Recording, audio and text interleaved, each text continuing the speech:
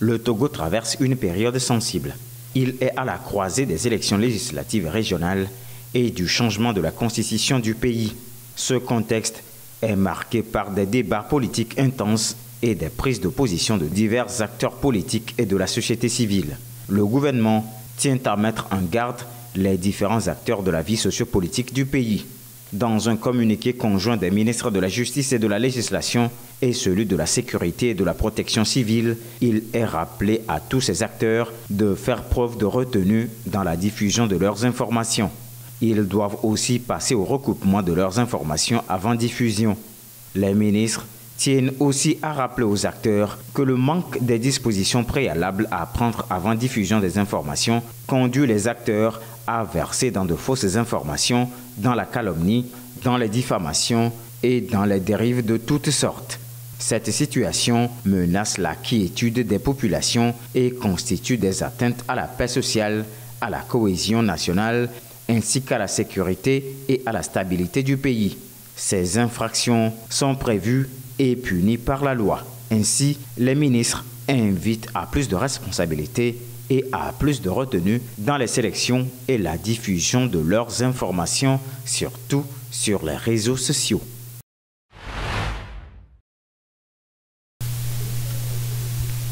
Statut d'une personne n'ayant pas de nationalité ou d'une personne qu'aucun État ne considère comme son ressortissant par application de sa législation, l'apatridie continue d'être un défi humanitaire majeur touchant environ 12 millions de personnes dans le monde et toujours récurrent au Togo. Cette situation résulte d'une multitude de facteurs allant de la discrimination ethnique à des lacunes dans les lois sur la nationalité en passant par l'absence d'enregistrement des naissances et les déplacements forcés. Diverses catégories de personnes se retrouvent piégées dans cet état d'existence administrative flou. Les enfants nés d'une mère togolaise, décédés sans certificat de nationalité togolaise, et étant de pères inconnus, n'ont pas encore la possibilité d'obtenir le certificat d'origine de cette dernière. Nous avons aussi les enfants de rue qui ignorent leur origine, leur lien de parenté et leur lieu de naissance. Les enfants retrouvés après l'âge de 5 ans de parents inconnus. Et les réfugiés de longue durée, parmi lesquels nous avons les individus sans documents, les individus qui n'ont jamais été enregistrés à l'état civil et des enfants issus des réfugiés décédés sans certificat de nationalité.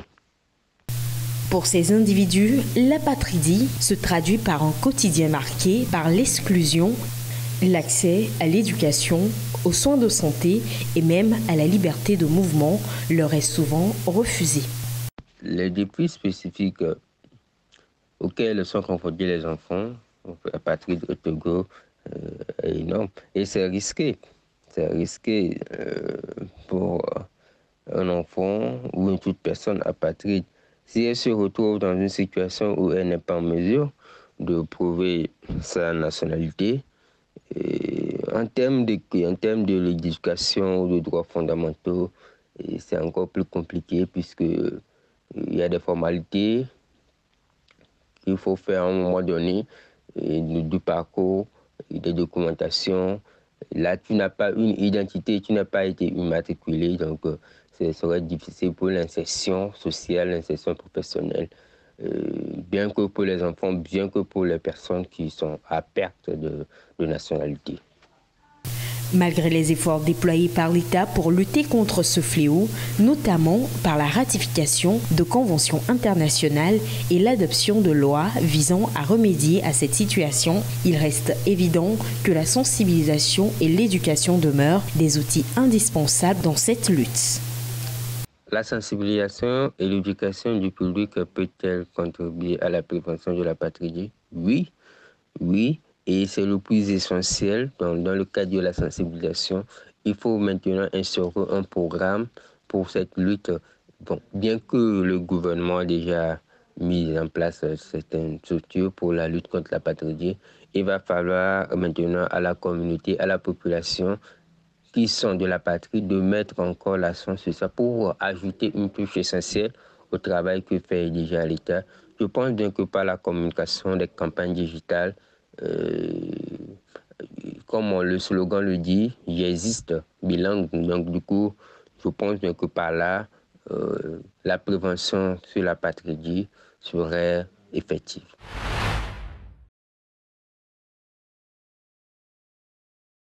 Plus de 50% de l'activité agricole au Togo est concentrée autour de la culture des céréales. Le maïs est la culture la plus répandue dans le pays. En plus du maïs, le paysan togolais s'adonne également à la culture du riz, du sorgho et du mil. Ces productions ont connu une croissance régulière chaque année au cours des 5 dernières années. En effet, de 2019 à 2023, la production céréalière est passée de 1,26 million de tonnes pour atteindre 1,5 million de tonnes selon les données de la BCEAO. Toutefois, cette production céréalière nationale est essentiellement dédiée à la consommation domestique et pour répondre aux besoins alimentaires internes. Mais malheureusement, il ressort que près de la moitié de la population des zones rurales a des difficultés pour se nourrir. Aussi, malgré cette augmentation de la production, des milliers de personnes se retrouvent toujours en insécurité alimentaire sévère qui est due au nombre de repas par jour et à la qualité du repas. Au Sénégal, le Premier ministre Ousmane Sonko a rendu public son équipe gouvernementale. Composé de 25 ministres et de 5 secrétaires d'État, le nouveau gouvernement a été nommé 3 jours après l'investiture du président récemment élu Bassirou Diomaye Faye. Le chef d'État de 44 ans a approuvé le cabinet. Parmi les principales nominations figure notamment celle de l'ancien directeur de la programmation budgétaire au ministère des Finances, Cheikh Diba, nommé ministre des Finances, ou encore Biram Soulaye Diop, ancien vice-président du PASTEF, le parti d'Ousmane Sonko, qui occupera le poste de ministre du Pétrole et de l'Énergie. 13 cadres du PASTEF en tout héritent de portefeuilles ministériels comme El Malik Ndiaye, nommé aux infrastructures et aux transports, ou encore le porte-parole du gouvernement Amadou Moustapha Ndiak Sarré, ministre de la formation professionnelle et un des fondateurs du parti. 2 généraux ont été nommés ministres de l'Intérieur et de la Défense.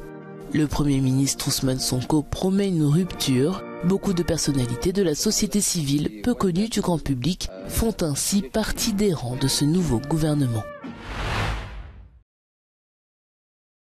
Au Tchad, en N'Djamena, les affiches de campagne de 2 candidats, notamment le président de transition Mahamat Kaka et son premier ministre Success Masra, sont visibles dans plusieurs quartiers. Pourtant, la campagne électorale est censée débuter le 14 avril prochain pour l'élection présidentielle du 6 mai 2024. Mais c'est depuis le 1er avril que les 2 candidats sont entrés en campagne, accusent certains candidats à l'élection, choqués par le constat. Depuis le 1er avril, ils sont entrés en campagne à travers des panneaux d'affichage qu'on voit. Je vote tel candidat, je vote tel autre candidat, tel est mon candidat. Et soit c'est les effigies du président, soit c'est les effigies du Premier ministre aussi candidat. Et ça frustre. Pour le candidat numéro 10, Nasra Dimasgar, cette situation frustrante et grave décrédibilise déjà le processus électoral du 6 mai. L'équité n'est pas respectée car ils vont totaliser 35 jours de campagne contre 21 comme le prévoit le code électoral. L'ange est incapable d'indexer clairement les auteurs de cette violation grave du code électoral. Donc nous ne sommes pas surpris.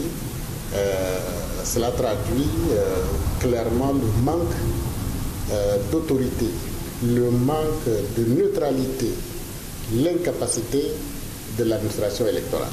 Et cela nous inquiète quant à l'avenir de ce processus qui commence.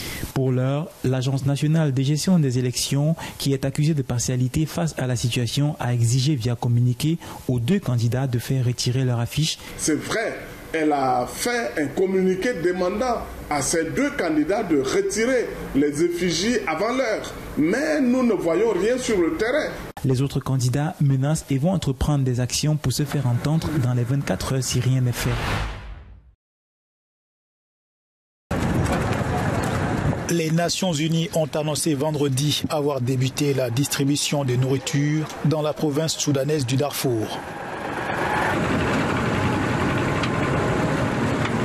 La zone est ravagée par la guerre et pour la première fois depuis des mois, l'aide alimentaire parvient aux populations.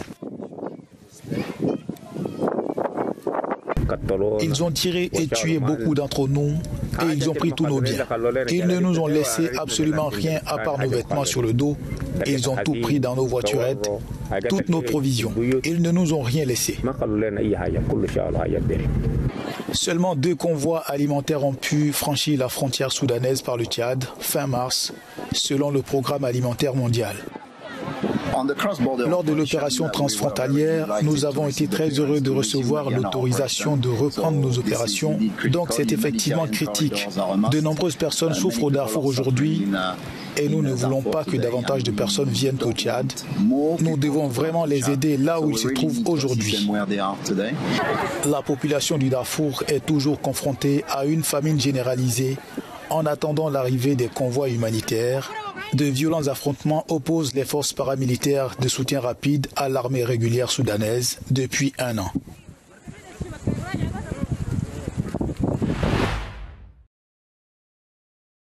Le président du Rwanda, Paul Kagame, a dirigé une cérémonie de commémoration solennelle à Kigali. Dimanche, à l'occasion du 30e anniversaire du génocide rwandais, plusieurs dirigeants étrangers, dont les chefs d'État sud-africains, congolais, centrafricains et israéliens, ont assisté au rassemblement en mémoire du massacre. Le président Kagame a allumé une flamme du souvenir et déposé une couronne sur le site du mémorial du génocide qui abrite les dépouilles de 250 000 personnes. Les massacres ont été déclenchés lorsqu'un avion transportant le président de l'époque, Juvenal Habyarimana, un Hutu, a été abattu au-dessus de Kigali. Les Tutsis, qui ont été accusés d'avoir abattu l'avion et tué le président, ont ensuite été pris pour cible par les Hutus extrémistes dans des massacres qui ont duré plus de 100 jours en 1994.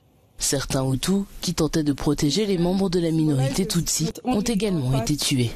Les Rwandais commémorent les 30 ans du génocide, au cours duquel environ 800 000 personnes ont été tuées par des extrémistes soutenus par le gouvernement, brisant ainsi le Rwanda qui continue à se débattre avec l'horrible héritage des massacres. Au moins 90 personnes sont décédées dimanche dans le naufrage d'un ferry au nord du Mozambique. Selon les médias locaux, le bateau surchargé transportait 130 personnes et la plupart des victimes noyées étaient des enfants. Les opérations de sauvetage se sont poursuivies lundi, des personnes étant toujours portées disparues. Des voyageurs étaient en route pour assister à une foire, tandis que d'autres fuyaient le choléra de Lunga vers l'île de Mozambique. Ces derniers mois, le Mozambique et ses pays voisins d'Afrique australe ont été touchés par une épidémie de choléra mortelle que les autorités s'efforcent de contenir.